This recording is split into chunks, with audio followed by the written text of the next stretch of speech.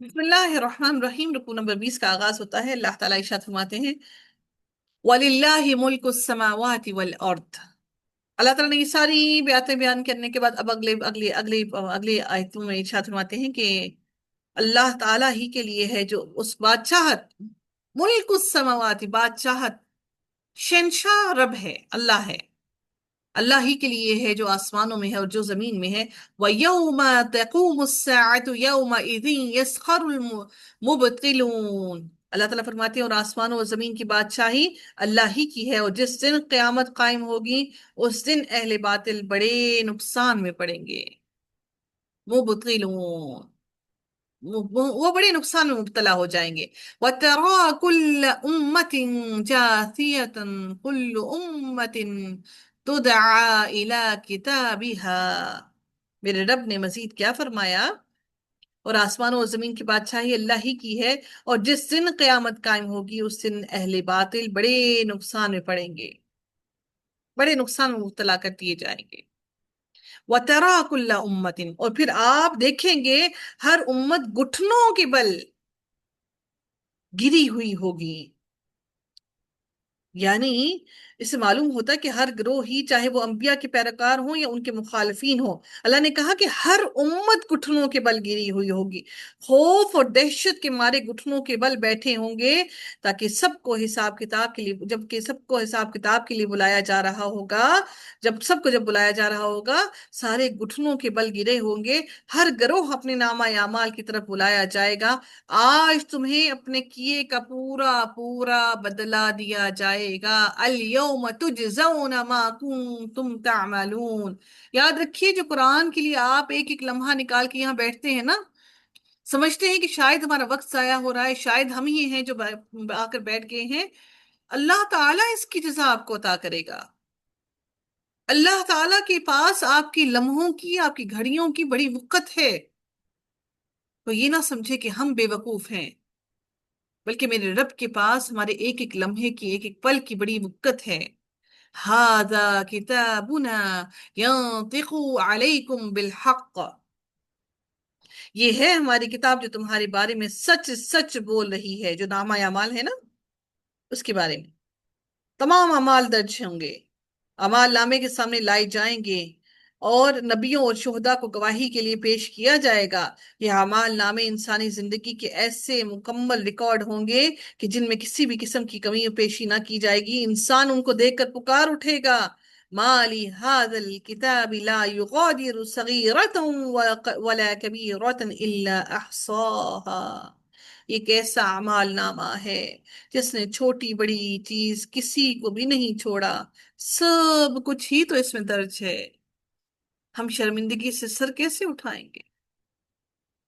پتہ نہیں ہمارے نیکیاں زیادہ ہوں، ہماری بدیاں زیادہ ہوں، ایک ایک لمحہ پل پل لکھا ہوگا۔ هذا كتابنا ينطق عليكم بالحق إنا كنا نستنسخ ما كنتم تعملون۔ یہ ہے ہماری کتاب جو تمہارے بارے میں سچ سچ بول رہی ہے، سچ سچ بول رہی ہے، ہم تمہارے اعمال لکھواتے جاتے تھے۔ ما کنتم تعملون انا کننا نستنسخ ما کنتم تعملون، ہم لکھواتے جاتے تھے تمہارے اعمال کو، یعنی ہمارے علم کے علاوہ فرشتے بھی ہمارے حکم سے تمہاری ہر چیز نوٹ کرتے اور محفوظ رکھتے تھے، ہر چیز کو لکھ رکھا ہے۔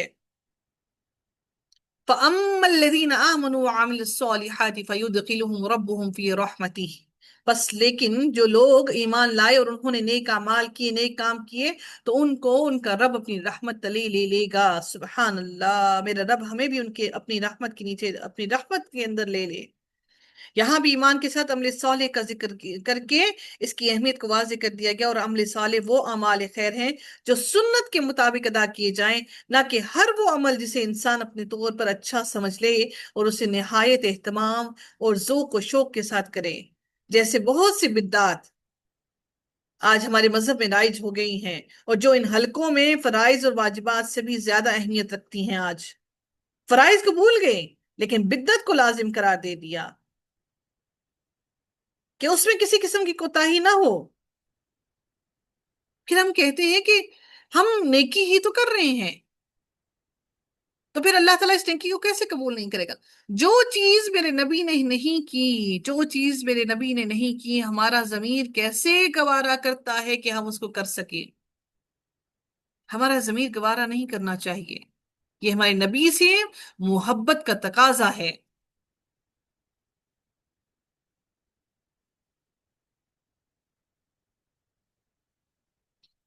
رحمت سے مراد جنت ہے، یعنی جنت میں داخل فرمائے گا۔ جیسے کہ حدیث میں ہے، اللہ تعالیٰ جنت سے فرمائے گا، انت رحمتی ارحم بکی من انشاء، تو میری رحمت ہے، تیرے ذریعے سے یعنی تجھ میں داخل کر کے میں جس پر چاہوں رحم کروں گا۔ سبحان اللہ، جنت اللہ کی رحمت ہے۔ فَيُدْخِلُهُمْ رَبُّهُمْ فِي رَحْمَتِهِ، اللہ تعالیٰ مجھے، آپ کو، ہمارے اہل و عیال کو بھی اپنی اس رحمت میں داخل کرے۔ ذَلِكَ هُوَ الْفَوْزُ الْمُبِينُ، یہی بڑی کامیابی ہے۔ وَأَمَّا الَّذِينَ كَفَرُوا أَفَلَمْ تَكُنْ آيَاتِي تُتْلَى عَلَيْكُمْ فَاسْتَكْبَرْتُمْ وَكُنْتُمْ قَوْمًا مُجْرِمِينَ۔ اللہ تعالیٰ پھر فرماتے ہیں، لیکن جن لوگوں نے کفر کیا تو میں ان سے کہوں گا، کیا میری آیتیں تمہیں سنائی نہیں جاتی تھیں؟ پھر بھی تم تکبر کرتے رہے، اور تم تھے ہی گناہگار لوگ۔ یعنی میری آیتیں کیا پڑھ پڑھ کر تمہیں نہیں سنائی جاتی تھیں؟ یعنی حق کے قبول کرنے سے تم نے تکبر کیا اور ایمان نہیں لائے، بلکہ تم تھے ہی گناہگار۔ وَإِذَا قِيلَ إِنَّ وَعْدَ اللَّهِ حَقٌّ وَالسَّاعَةُ لَا رَيْبَ فِيهَا قُلْتُمْ مَا نَدْرِي مَا السَّاعَةُ إِن نَّظُنُّ إِلَّا ظَنًّا وَمَا نَحْنُ بِمُسْتَيْقِنِينَ۔ اللہ تعالیٰ پھر فرماتی ہیں، اور جب کبھی کہا جاتا کہ اللہ کا وعدہ یقیناً سچا ہے اور قیامت کے آنے میں کوئی شک نہیں، تو تم جواب دیتے تھے کہ ہم نہیں جانتے قیامت کیا چیز ہے، ہمیں کچھ یوں ہی سا خیال ہو جاتا ہے، لیکن ہمیں یقین نہیں، ہمیں ایسے گمان سی باتیں لگتی ہیں، گمان لگتا ہے۔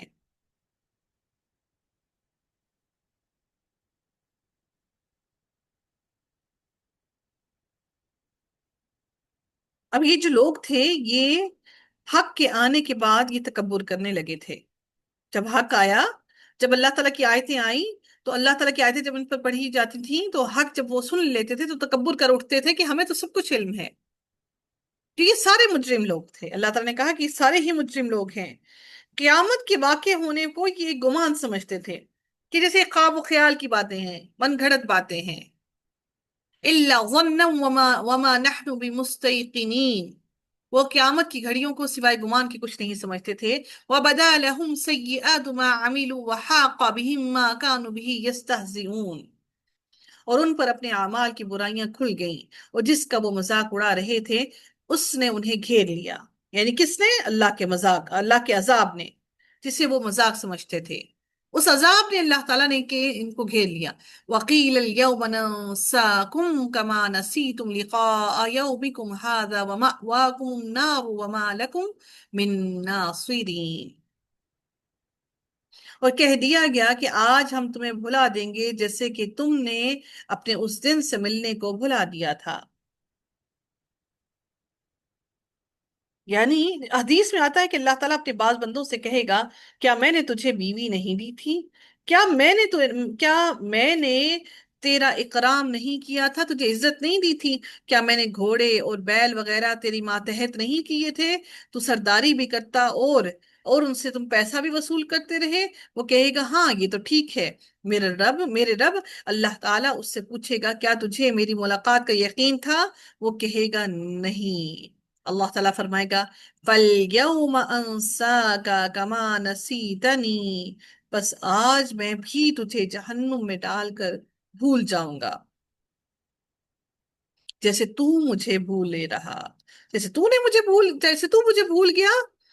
اللہ تعالیٰ فرماتے ہیں کہ آج کے دن میں بھی تجھے جہنم میں ڈال کر بھول جاؤں گا۔ اللہ اکبر۔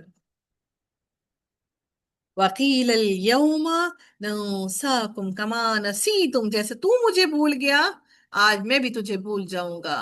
لِقَاءَ يَوْمِكُمْ، اس دن کو، میری ملاقات کے دن کو، ھذا ومأواکم النار، یہ جہنم ہے، آج تو جہنم میں داخل ہو جا، وما لکم من ناصرین، اور آج تمہارے لیے یہاں پر کوئی مددگار نہیں، آج میں تمہیں اس جہنم میں ڈال کر بھول جاؤں گا۔ ذالکم بأنکم متخذتم آیات اللہ ہزوا وغرتکم الحیات الدنیا، پھر رب نے فرمایا کہ اس لیے ہے کہ تم نے اللہ تعالیٰ کی آیتوں کی ہنسی اڑائی تھی، اور دنیا کی زندگی نے تمہیں دھوکے میں ڈال رکھا تھا، بس آج کے دن نہ تو یہ دوزخ سے نکالے جائیں گے اور نہ ان سے عذر اور معذرت قبول کی جائے گی۔ یعنی اللہ کی آیات اور احکام کا جو استہزاء مذاق اڑایا کرتے تھے، اور دنیا کے فریب اور غرور میں مبتلا رہنا، یہ دو جرم ایسے ہیں جنہوں نے تمہیں عذاب جہنم کا مستحق بنا دیا۔ اب اس سے نکلنے کا امکان ہے نکلنے کا کوئی امکان نہیں، اور نہ اس بات کی ہی امید کہ کسی موقع پر تمہیں توبہ اور رجوع کا موقع دے دیا جائے اور تم توبہ اور معذرت کر کے اللہ کو منا لو۔ ایسا آج اب ہو ہی نہیں سکتا، آج تم سے کوئی معذرت قبول نہ کی جائے گی۔